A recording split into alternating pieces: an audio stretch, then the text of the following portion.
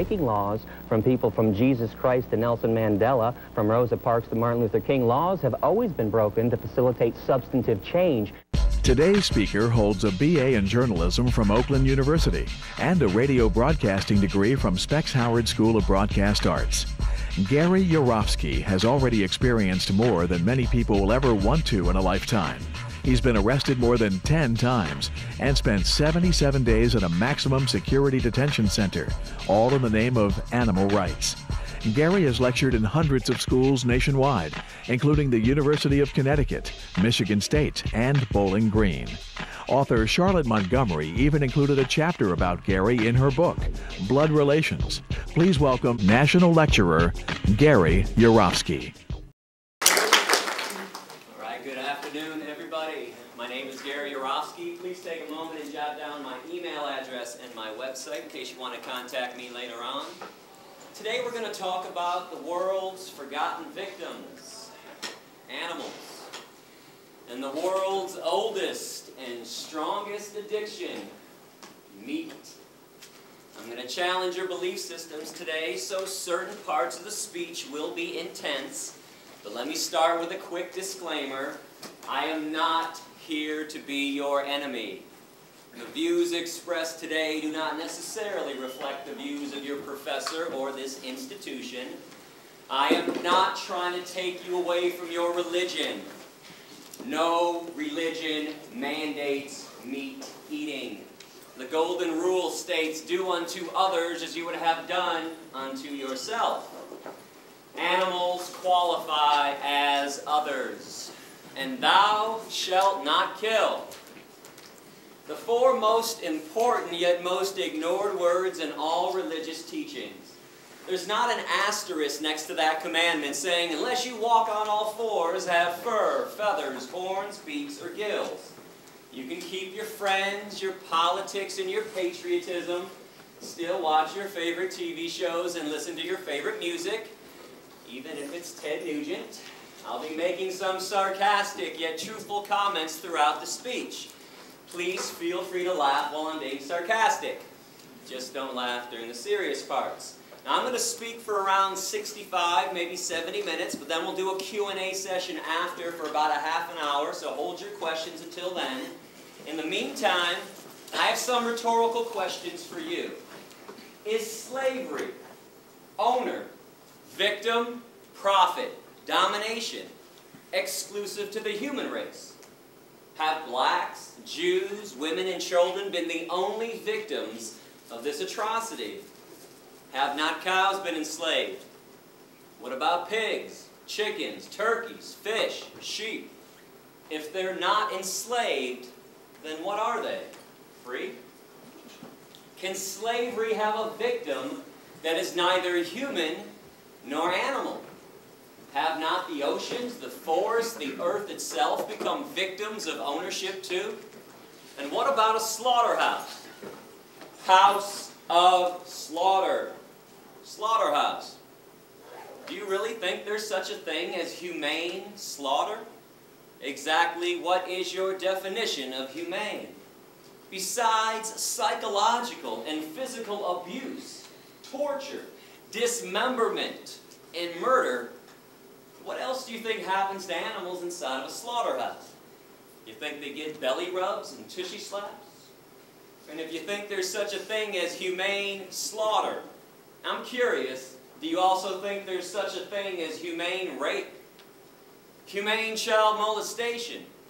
Humane slavery? How about a humane Holocaust? In fact, what is your definition of a Holocaust?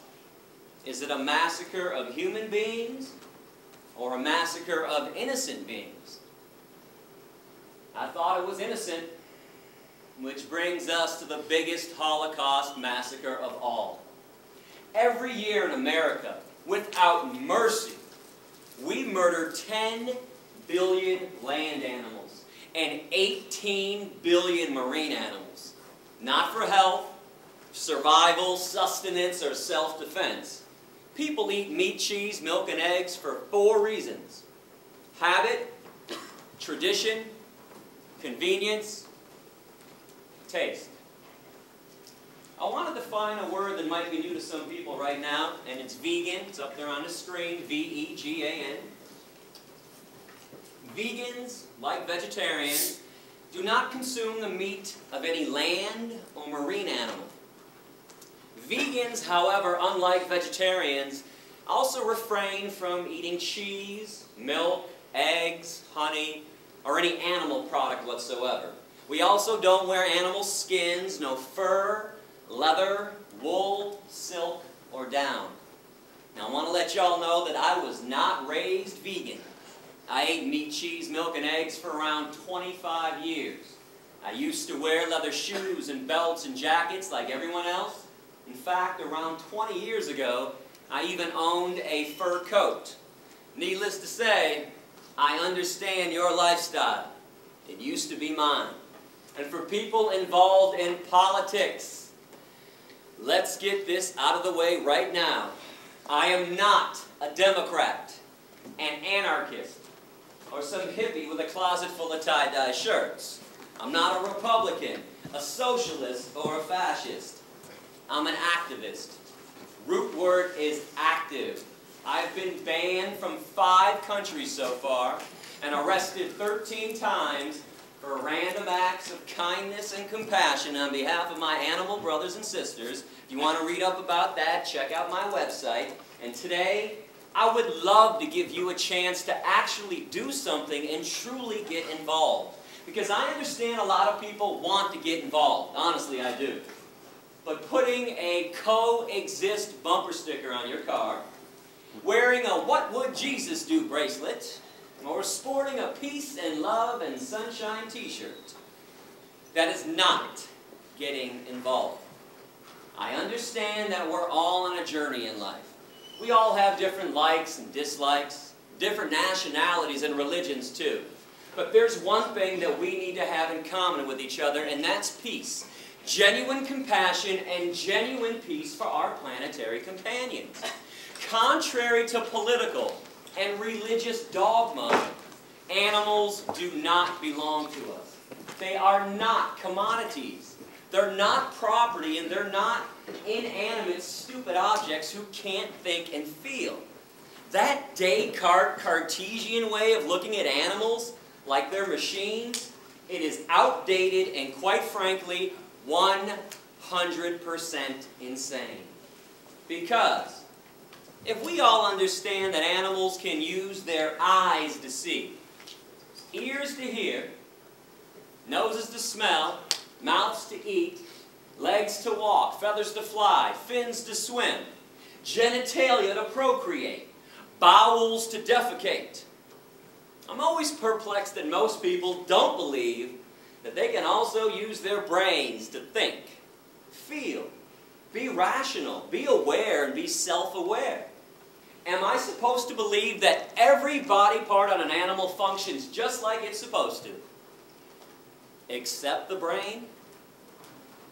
Those lies are thick. The propaganda from the animal abusers is enormous. I mean, when was the last time you turned on TV and saw a commercial for shiitake mushrooms? People singing and dancing down the streets, having a good time, eating mushrooms. How about alfalfa sprouts? Quinoa. It's a seed. Radishes. Raspberries. Tofu. You don't see that stuff advertised on TV. What do you see instead? Have some more meat. Have some more cheese. Have some more cheese on your meat. Meat, cheese, double cheese, extra cheese. And how about a little more cheese with your meat? Have some more cow's milk. Have some more eggs. And then what do you see interspersed between those advertisements? Not feeling so well? Need to see a cancer specialist? How about a heart doctor? Need some Lipitor, Zocor, Crestor, Plavix? Need some diet pills? How about some energy drinks? Some Kaopectate, Tums, Pepto-Bismol. You've been duped. They're killing you, they're killing the animals, and they're killing this planet.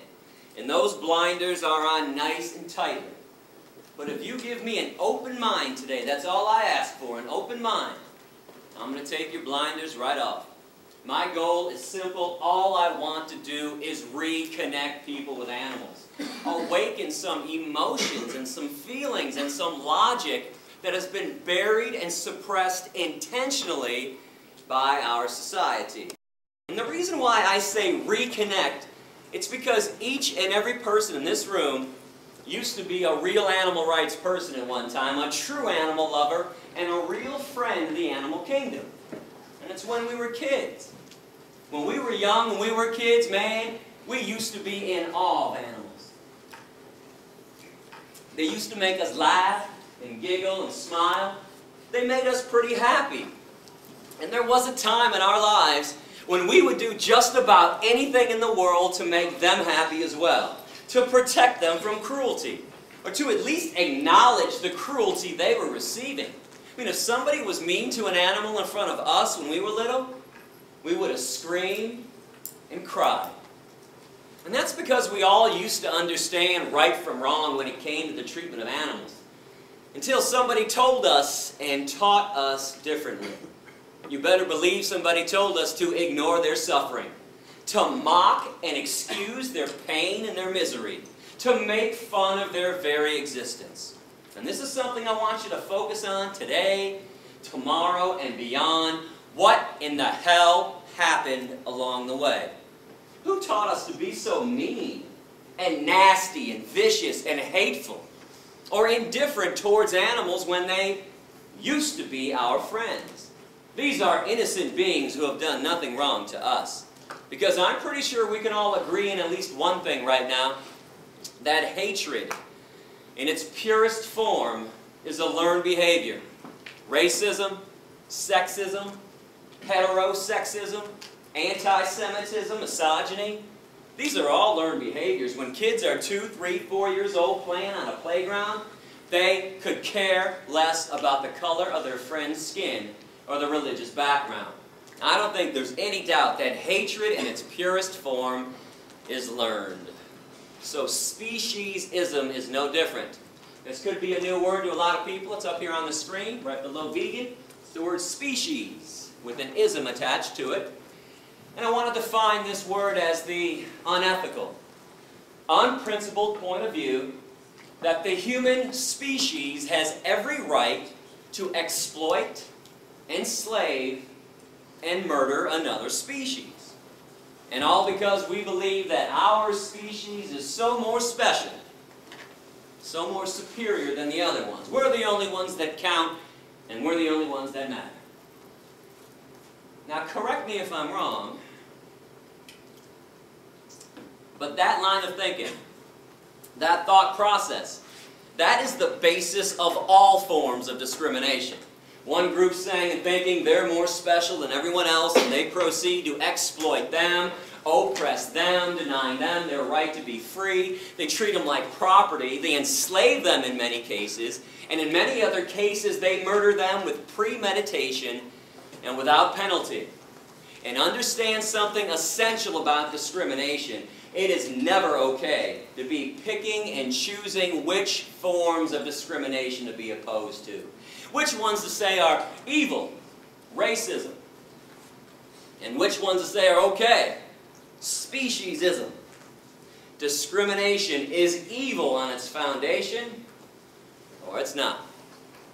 Cannot have this one both ways. It doesn't work like that.